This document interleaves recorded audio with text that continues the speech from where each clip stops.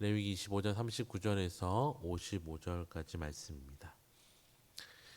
39절에서 55절을 저와 성도님들이 한 절씩 교독하도록 하겠습니다. 제가 먼저 읽겠습니다. 너와 함께 있는 내 형제가 가난하게 되어 내게 몸이 팔리거든 너는 그를 종으로 부리지 말고 봄꾼이나 동거인과 같이 함께 있게 하여 희년까지 너를 섬기게 하라. 그때에는 그와 그의 자녀가 함께 내게서 떠나 그의 가족과 그의 조상의 기업으로 돌아가게 하라. 그는 내가 애굽 땅에서 인도하여 내 종들이니 종으로 팔지 말 것이라.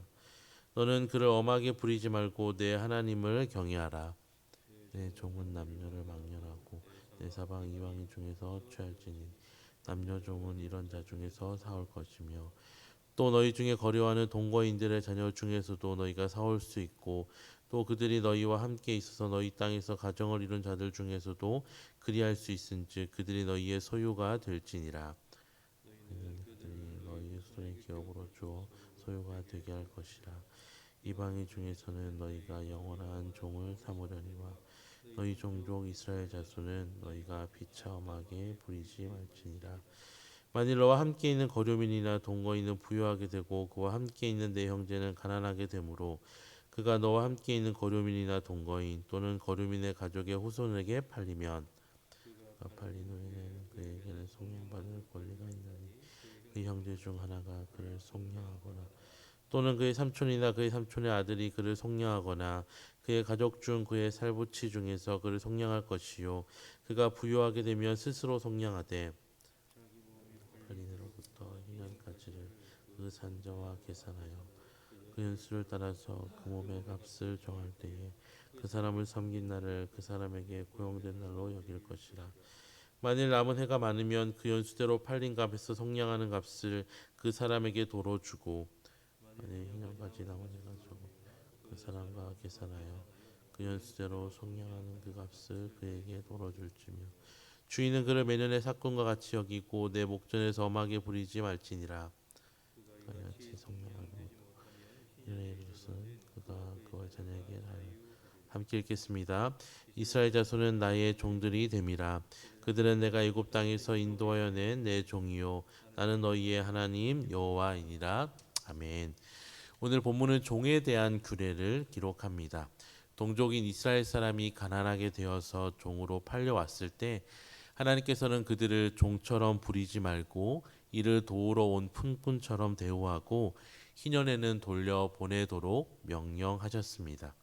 그리고 희년에 돌려보낼 때는 본인뿐만 아니라 그의 자녀들도 함께 돌려보내라고 명령하셨습니다. 반면에 이방 사람을 종으로 삼았을 때는 희년이 되어도 그들을 돌려보내지 않고 영원히 소유로 삼아서 자녀에게 줄 수도 있다고 말씀하셨습니다. 또한 만약에 이스라엘 사람이 가난해서 이스라엘 중에 사는 이방 사람의 종이 되었을 경우에는 그 사람의 형제나 친척 중에서 그 사람의 몸값을 대신 지불하고 풀어 주어야 했습니다. 그리고 그 몸값은 땅과 마찬가지로 희년이 얼마나 남았는지에 따라서 결정되었습니다. 이러한 희년에 관한 법은 이스라엘 백성뿐만이 아니라 이방인이라도 이스라엘의 공동체 안에서 함께 살아간다면 희년에 관한 법을 따라야 했습니다. 만약 형제나 친척 중에서도 그 사람의 몸값을 지불하고 풀어줄 능력이 가진 자가 없다면 이방 사람의 종이 된 사람은 희년까지는 종으로 지내다가 희년이 되면 그와 그의 자녀도 자유의 몸이 되었습니다. 이처럼 어제 살펴본 땅의 소유에 관한 법이나 오늘 살펴본 종에 관한 법에도 발견할 수 있듯이 이스라엘 백성이 당시의 다른 나라의 법과 확연히 다른 희년의 법을 가지고 있었습니다. 왜냐하면 그들이 거주하는 가나안 땅도 하나님이 그들에게 주신 땅이요 그들 자신 또한 하나님께서 출애굽시키셔서 하나님의 소유로 삼은 하나님의 종이었기 때문입니다. 모든 것이 하나님께로부터 주어진 것이기에 그들은 희년과 관련된 법을 통하여서 회복의 은혜를 누림과 동시에 토지 모르는 법시나 종으로 팔린 형제나 친척의 몸값을 대신 지불하여서 그를 종된 상태에서 자유인으로 바꾸어 주는 것과 같이 다른 사람을 향해서도 하나님의 은혜를 선포할 의무를 가지고 있었습니다.